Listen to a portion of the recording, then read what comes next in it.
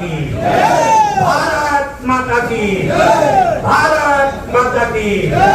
Mahatma Gandhi, Mahatma Gandhi, Mahatma Gandhi, Lal Bahadur Shastri, Lal Bahadur Shastri, Lal Bahadur Shastri, doctor Bhimrao Ambedkar, doctor Bhimrao Ambedkar, सरदार भगत सिंह, सरदार भगत सिंह, चंद्रशेखर आजाद, चंद्रशेखर आजाद, चंद्रशेखर आजाद। भारत माता की, भारत माता की।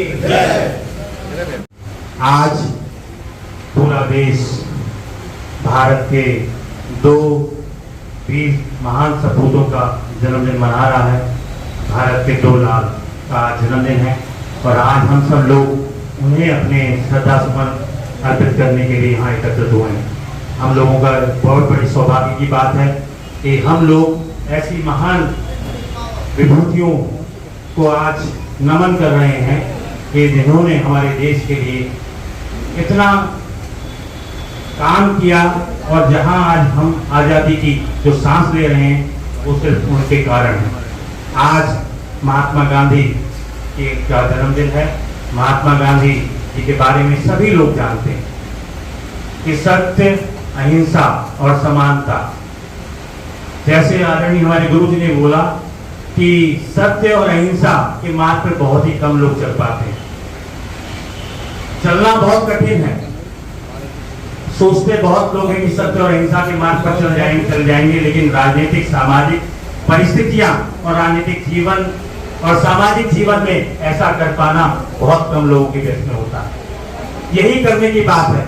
हम श्रद्धा सुमन अर्पित करने आए हैं, बहुत अच्छी बात है। अगर हम कुछ अंश भी उनके मार्ग पर चल पाए, इन दोनों विभूतियों के सत्कर्मों के याद करके उनके बताए हुए मार्ग पर संकल्प लेकर जा पाए, यही बहुत बड़ी श्रद्धांजलि हमारे लिए, सबके लिए होगी। हम समाज में एक ऐसा उदाहरण प्रस्तुत करें, जैसे लाल बहादुर शास्त्री जी ने 1965 की बात है, बहुत सारी बातें आपको पता है। 1965 में पाकिस्तान का युद्ध चल रहा था, पाकिस्तान से हमारी लड़ाई चल रही थी। एक छोटे से कद का व्यक्ति, एक ऐसी शख्सियत जिसे छोटा डायनामो कहा जाता था, एक दृढ़ इच्छा शक्ति का व्यक्ति, जिसने उस समय पाकिस्तान से युद्ध चल रहा है, उसने देश के, हमारे देश के लोगों से, आम जनता से यह आह्वान किया कि 2 वक्त की रोटी जो है, एक दिन का उपवास रखिए, आप एक दिन का उपवास रखिए देश के लोगों, देश की सेना और देश के वीर सपूत लड़ रहे हैं, और देश में जितनी भी खाली जमीनें हैं उस पर खेती कीजिए। ये बहुत ही दृढ़ इच्छा शक्ति का व्यक्ति कर सकता है। ऐसे प्रधानमंत्री हमारे हुए हैं। इसलिए मैं आप लोगों से यहाँ पर सिर्फ एक कहना चाहता हूँ कि हमारी विभूतियाँ बैठी हैं, इनका मार्गदर्शन हमेशा मिलता रहता है। ये हमें बताएंगे और हम लोगों का क्या कर्तव्य है वो समझने की बात है। आज समाज में सिर्फ महात्मा गांधी जी ने उस समय, आप आज देखिए, आज हम लोग 155वीं जयंती मना रहे हैं महात्मा गांधी जी, और आज हम लोग, आज नौजवान पीढ़ी जो है, आदरणीय गुरु जी ने बताया कि हमें क्या सीख देकर जाना चाहिए, लेकिन आज की नौजवान पीढ़ी क्या है, महात्मा गांधी को सवाल उठाने का काम कर रही है। बहुत सारे लोग, जो हमारी नौजवान पीढ़ी दिग्भ्रमित हो गई है कि वो महात्मा गांधी के पर सवाल करती है, जिसने अहिंसा का पाठ पढ़ाया, जिसने सत्य का पढ़ाया, 200 साल की गुलामी से हमें आजादी दिलाई, जिसने बिना फटक और बिना ढाल के उसके पर प्रसिद्धि लगाया जाता है। ये सोचने की बात है कि जिस महात्मा गांधी ने, बहुत बड़े बैरिस्टर थे, लंदन में बैरिस्टर पढ़ के आए थे, बहुत अच्छा जीवन जी सकते थे, लेकिन क्यों उनके दिल में अपने देश के लिए देशभक्ति थी, देश के लिए प्यार था, देश के लोगों के लिए प्यार था, देश के किसानों के लिए प्यार था, मजदूरों के लिए प्यार था कि हमारा देश गुलाम है। उस देश की गुलामी को कैसे आजादी दिलाई जाए, उसमें बहुत सारे असंख्य बलिदानियों का योगदान है, वीर सपूतों का योगदान है। उन्हें कम नहीं मैं आंकड़ा, न उन्हें बुलाया जा सकता, लेकिन महात्मा गांधी के योगदान को भी कम नहीं आंका जा सकता, जो लोग आज प्रश्न चिन्ह लगा रहे हैं। महात्मा गांधी ने देश की आजादी में जो काम किया, चाहे वो असहयोग आंदोलन हो, चाहे सवर्णीय अभंग आंदोलन हो, चाहे चंपारण हो, चाहे भारत छोड़ो आंदोलन था, जिसमें अंग्रेजों की सत्ता की छूने मिल गई। इसलिए मैं आपसे यहाँ निवेदन करने आया, आज आप लोग महात्मा गांधी से, लाल बहादुर शास्त्री से आज यहाँ संकल्प लेके जाएं। ये प्रेरणा कैसे मिलेगी जब तक हम लोगों के बीच में समानता का भाव नहीं होगा। आज समाज उसी विकटन की स्थिति में आ गया है कि देश में आज फिर वही ताकतें मजबूत होती जा रही हैं कि देश आज ऊंच नीच की खाई में फिर पड़ गया है। आज देश फिर धर्मों की राजनीति में चला गया है। आज देश फिर जातियों में बढ़ गया है। जब तक इस देश का भला नहीं होगा, लाल बहादुर शास्त्री कहते थे कि देश का विकास तभी हो सकता है जब देश में एकता होगी, देश में अखंडता होगी, या देश तभी तरक्की कर पाएगा। और मैं आप लोगों से कहना चाहता हूँ, नौजवान साथियों से कहना चाहता हूँ, यहाँ महानुभाव से कहना चाहता हूँ, मातृशक्ति से कहना चाहता हूँ, यह देश सबसे पहले है। यह देश रहेगा तभी हम लोग रहेंगे, तभी ये आने वाली पीढ़ियां रहेंगी। यह देश की एकता और अखंडता बहुत जरूरी है। यह देश तभी विकसित और विकासशील बन पाएगा जब हम लोग इकट्ठा रहेंगे, बिना जाति भेद के, बिना धर्म भेद के, बिना एक दूसरे से दुराव रखते हुए हम उनसे भेदभाव नहीं करेंगे, तभी ये देश आगे चल पाएगा। इसलिए मैं आप लोगों से निवेदन करना चाहता हूँ, आप इस बात को जानिए, इस बात को संकल्प लेकर जाइए। आज यहाँ पर आज हम इन महान शख्सियतों, महान विभूतियों, हमारे लिए तो महापुरुष हैं, हमारे तो ये भगवान है, क्योंकि आज अगर ये नहीं होते तो देश यहाँ तक नहीं पहुंचा होता। एक छोटी, एक आप देखिए, एक आदर्श देखिए, एक ईमानदारी की मिसाल देखिए, एक छोटी सी रेल दुर्घटना हो गई।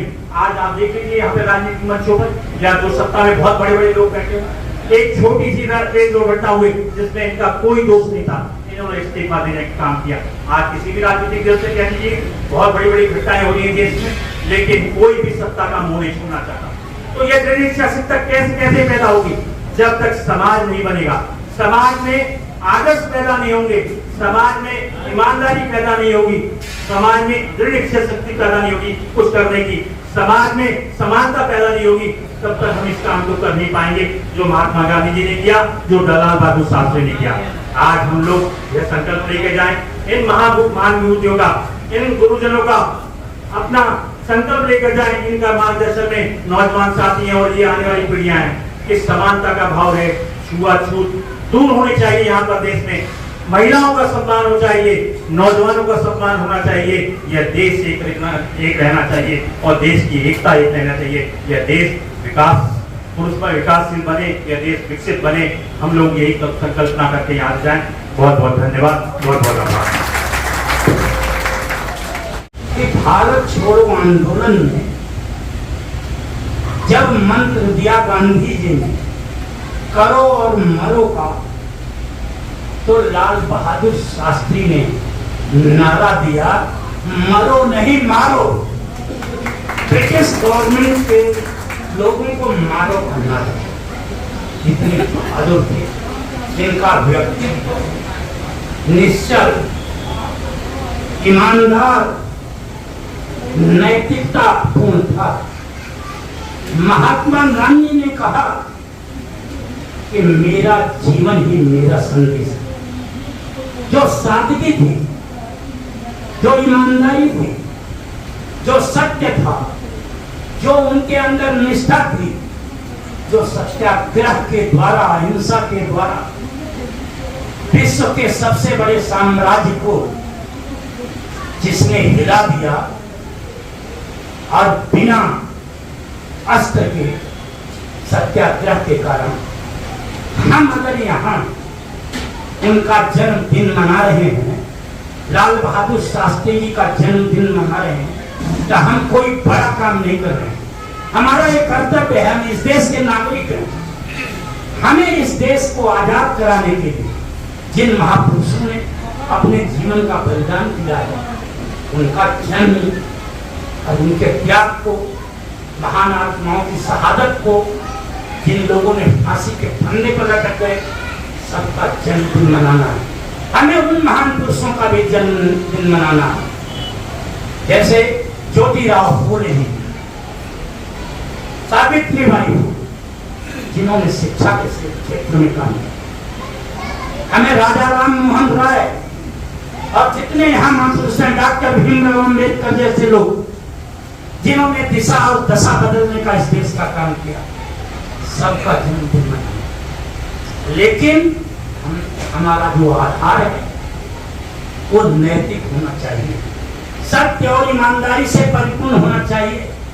हम किसी समाज और देश की या किसी संस्था की सेवा तब कर सकते हैं जब हमारे अंदर, जैसा वीरेंद्र बाबू ने बताया, कि दृढ़ इच्छा शक्ति होगी, ईमानदारी होगी, लगन होगी, तब हम समाज और देश की सेवा कर सकते हैं। इन लोगों में यह था, इनके अंदर दर्शन, समानता, समता, न्याय और बंधुता, भाईचारा, जो सामाजिक कुरीतियां हैं, रूढ़िवाद, पाखंड है, उसके विरुद्ध भी लोगों ने संघर्ष किया। इन्होंने राजनीतिक काम ही नहीं किया, इन्होंने सामाजिक काम, आध्यात्मिक काम, सांस्कृतिक काम और समाज के अंदर जो रूढ़िवाद था, जो पाखंड था, जो अंतर था, जो नफरत थी, उसको भी दूर करने का काम किया। लेकिन आज स्थिति बदली हुई है। जिस तरह महात्मा गांधी ने साम्राज्यवाद के खिलाफ संघर्ष किया, लाल बहादुर शास्त्री जी ने किया, आज स्थिति यह है कि अगर आप शांतिपूर्ण प्रदर्शन करते हैं, आंदोलन करते हैं, तो जो सरकारें हैं वह लाठीचार्ज करती है, चाहे वो अध्यापक हो, चाहे वो बेरोजगार नौजवान हो, चाहे महंगाई से त्रस्त आम जनता हो, चाहे किसान हो। आप लोगों को याद हो कि 700 से ज्यादा किसान जिसके देश के अंदर शहीद हो जाए, क्या महात्मा गांधी ने, लाल बहादुर शास्त्री ने इस देश को इसीलिए आजाद कराया था? यही सपना था उनका कि हमारा देश जब स्वतंत्र होगा तो हमारे यहाँ किसान, मजदूर, सर्वहारा वर्ग, अध्यापक, वकील, व्यापारी, सभी लोग त्रस्त होंगे। यहाँ वो लाठी से पीटे जाएंगे, मारे जाएंगे। ये अफसोस की बात। हमें संकल्प लेना चाहिए कि जो सरकारें ऐसा काम करती हैं उनका विरोध करना चाहिए, क्योंकि रामधारी सिंह दिनकर ने कहा है कि समर शेष है नहीं पाप का भावी, केवल व्याप। जो तटस्थ है समय लिखेगा उनका भी अपना। जब हम कहते हैं कि हम कानून की साझा की, मेरा क्या जा रहा है, जब ये सोचोगे तो आप भी उसमें कहीं न कहीं जो लोग अन्याय और अत्याचार कर रहे हैं, अनाचार कर रहे हैं, उसमें आप भी कहीं कहीं भागी हैं। इसलिए हमें इनके आचरण को देखना चाहिए। महात्मा गांधी के, जिन्होंने पूरे जीवन नैतिकता की बात, लाल बहादुर शास्त्री ने पूरे जीवन नैतिकता की बात, और आपने, शास्त्री जी ने कहा, एक संस्मरण सुनाता हूं लाल बहादुर शास्त्री जी का। सुनील शास्त्री ने 11 किलोमीटर गाड़ी प्रधानमंत्री जी की चला दी थी, लाल बहादुर शास्त्री जी जिस पर चलते थे, और जब आए वह तो लाख बुक देखा, उसमें 11 किलोमीटर गाड़ी फालतू चली हुई।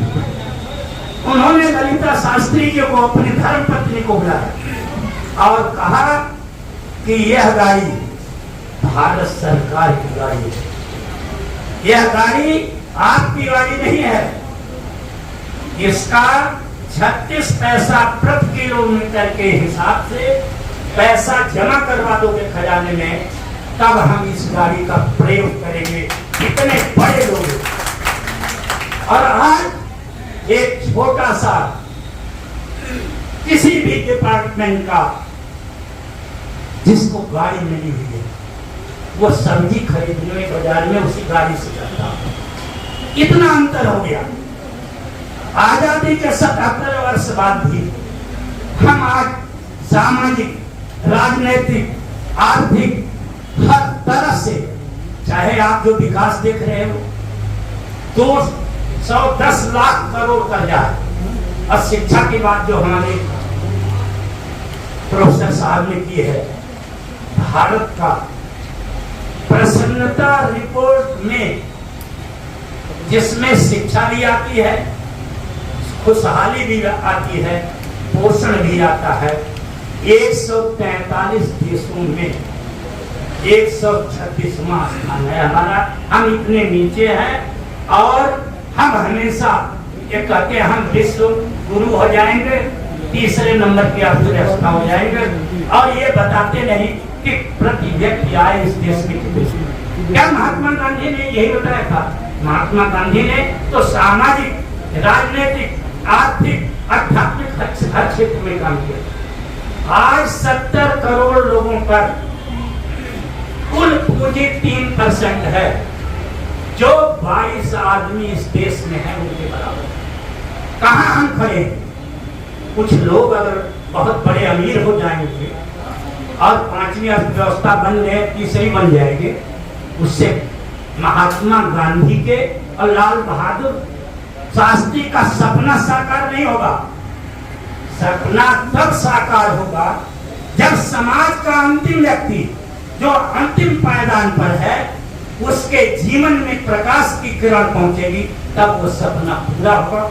हम लोगों को यहाँ से संकल्प लेकर जाना है कि इस देश, समाज, गरीब, सर्वहारा के लिए और सभी वर्ग के लिए हमें सम्मान करना है, आदर करना है।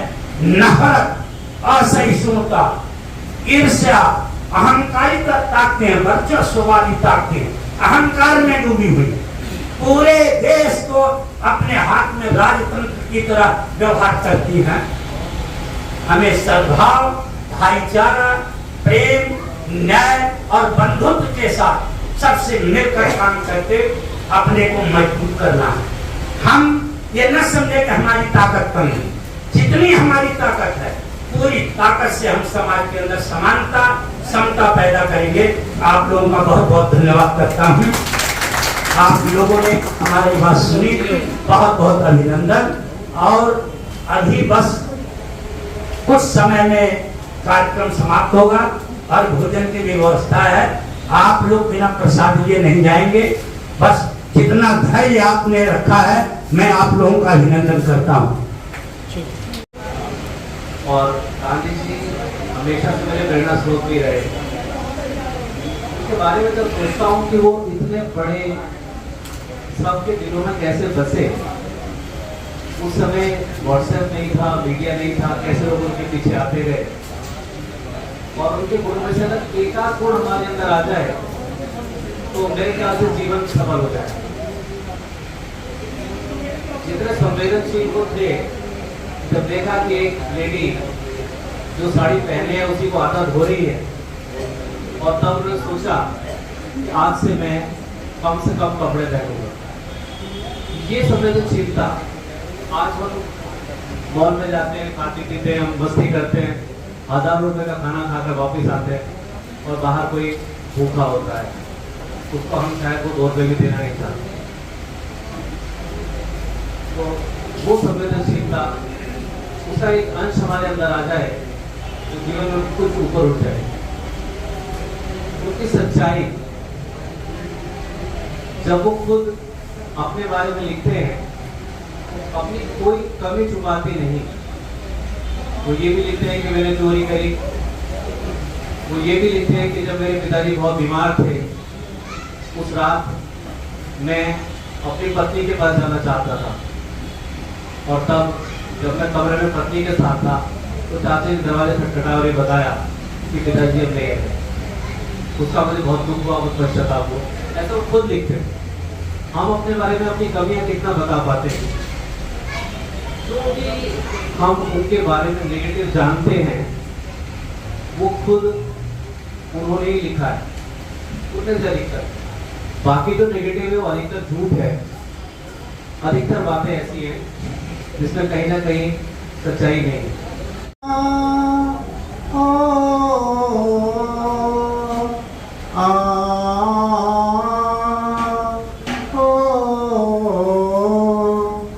मेरे देश की धरती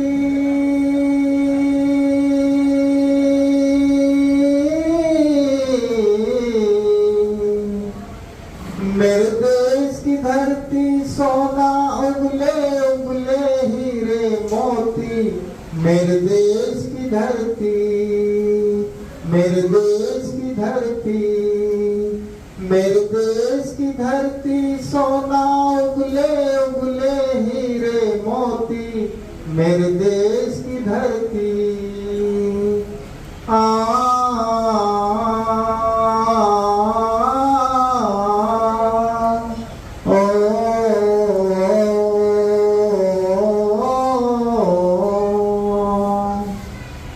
बैलों के गले में जब घुंघरू जीवन का राग सुनाते हैं, जीवन का राग सुनाते हैं, गम को से दूर हो जाता है, खुशियों के कमल मुस्कुराते हैं, खुशियों के कमल मुस्कुराते हैं।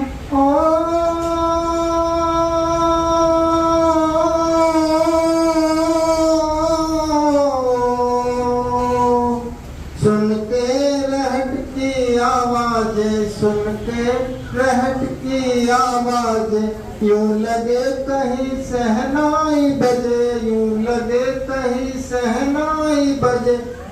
आते ही मस्त बहारों में दुल्हन की तरह हर खेत सजे, दुल्हन की तरह हर खेत सजे। मेरे देश की धरती,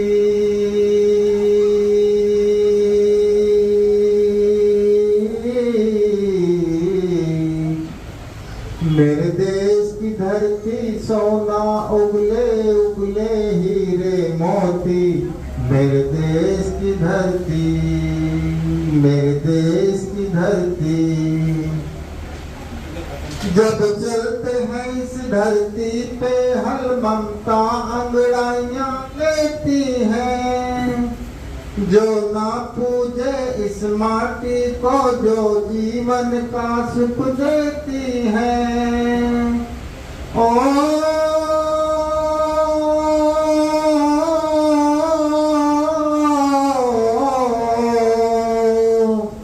इस धरती पे जिसने जन्म लिया, इस धरती पे जिसने जन्म लिया, उसने ही पाया प्यार तेरा।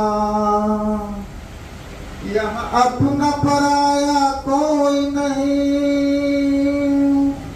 यहाँ अपना पराया कोई नहीं है, सब पे माँ पुकार तेरा है, सब पे माँ पुकार तेरा। मेरे देश की धरती,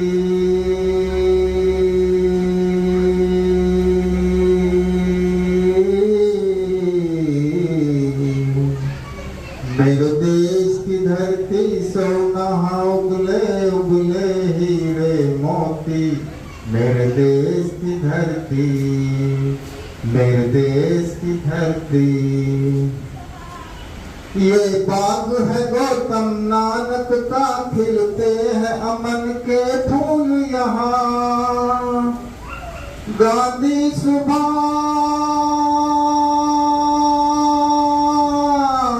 गांधी सुभाष टैगोर तिलक, ऐसे है चमन के फूल यहाँ। रंग हरा हरी सिंगल में थे, रंग लाल है लाल बहादुर थे, रंग बना बसंती भगत सिंह, रंग अमन कबीर जवाहर से। मेरे देश की धरती,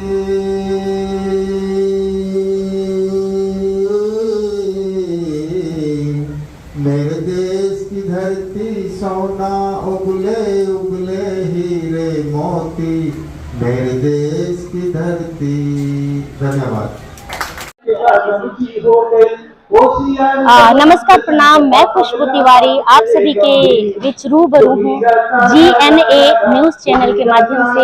आप सभी इसको देखिए, सुनिए, ढेर सारा प्यार दीजिए और चैनल को सब्सक्राइब करिए। बहुत बहुत धन्यवाद।